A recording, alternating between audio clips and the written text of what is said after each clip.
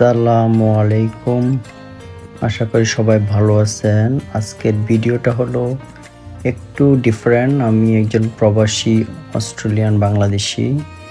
আমি প্রথমে ধন্যবাদ জানাতে চাই যাদের সুব্যবস্থাপনায়, যাদের প্রচেষ্টায় আমরা প্রবাসীদের ভোটার অধিকারটা কার্যকর হয়েছে। আমরা ভোট দিতে পারবো এবার থেকে এবং অলরেডি ভোট দিচ্ছে যারা বিদেশে থাকেন। এই জন্য যারা এই প্রসেসটার সাথে জড়িত ছিলেন লং টাইম ধরে সবাইকে থ্যাংক ইউ জানাই আমাদের প্রবাসী বাংলাদেশিদের পক্ষ থেকে। তবে আমার কিছু কথা হলো চাচ্ছি মনের থেকে বলতে। একজন সাধারণ প্রবাসী বাংলাদেশি হিসাবে আমি মনে করি আমাদের নতুন সরকার যে নির্বাচনের মাধ্যমে ক্ষমতায় আসবে তাদের কাছে আমাদের কিছু চাওয়া পাওয়া আছে। যেহেতু বাংলাদেশের সবচেয়ে ইম্পর্টেন্ট সেক্টর হলো রেমিটেন্স এবং গার্মেন্টস, তো এটার সাথে আমাদের ইনভলভ হলো ইন্টারন্যাশনাল এয়ারপোর্ট। বাংলাদেশে যে কয়টা এয়ারপোর্ট আছে আমি চাচ্ছি যে ওই এয়ারপোর্টের পরিবেশটা যাতে আমাদের যারা আমরা প্রবাসী বাঙালিরা সাধারণ বিশেষ করে মিডল ইস্ট থেকে ইউরোপ থেকে যে জায়গাখান থেকে আসা যাওয়া করে যাতে আমাদের মধ্যে আতঙ্ক না থাকে এবং সাধারণ স্বাভাবিক সার্ভিসটা যাতে পায় বাংলাদেশি প্রবাসী এবং বিদেশিরা সবাই।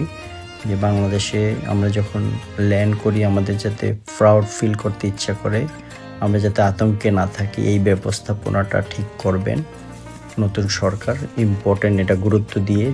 আর বিশেষ করে শিক্ষা ব্যবস্থাপনার অবস্থাটা খুবই খারাপ বাংলাদেশে। আমাদের যেহেতু 90% মুসলমানের দেশ, আমাদের সব জায়গায় দেখা যাচ্ছে প্রত্যেকটা জায়গায় জায়গায় মসজিদ মাদ্রাসা খানা আছে। সব জায়গাতে আমাদের ব্যবস্থাপনাটা সুশাসনটা কার্যকর করতে হবে। এটা হলো আমরা গত 55 বছর ধরে শুধু শুনে আসতেছি যে সুশাসন, গণতন্ত্র, স্বাধীনতা এগুলি। আমরা এখন আসলে নতুন জেনারেশন এগুলি শুনতে চায় না, এগুলি কার্যকরিতা চায়। এই জন্য আমরা যারা প্রবাসী আছি আমরা চাই সবসময় একজন বাঙালি হিসেবে আমরা প্রাউড ফিল করবো বাংলাদেশকে নিয়ে, সবসময় করি ইনশাল্লাহ। তা আমাদের আরেকটা জিনিস হলো নদীমাতৃক দেশ বাংলাদেশ।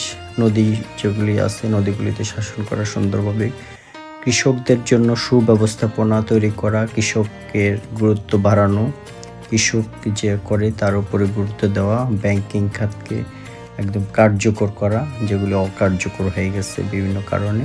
সর্বোপরি চাই সেটা হচ্ছে আমাদের যারা নাগরিক সবচেয়ে সাধারণ মানুষের সবচেয়ে বেশি ভোগে চিকিৎসা ব্যবস্থা। একজন বাংলাদেশি হিসাবে আমার এটা দাবি। ইনশাল্লাহ আমরা আশা করি ভালো একটা পরিবর্তন দেখতে পাবো। আমার এই ভিডিওটা যদি আপনাদের ভালো লাগে, অবশ্যই একটা কথাও যদি ভালো লাগে আপনার একটা কমেন্ট চাই এবং ভিডিওটা শেয়ার করে দিবেন, আপনার মতামত জানাবেন ইনশাল্লাহ। আসসালামু আলাইকুম।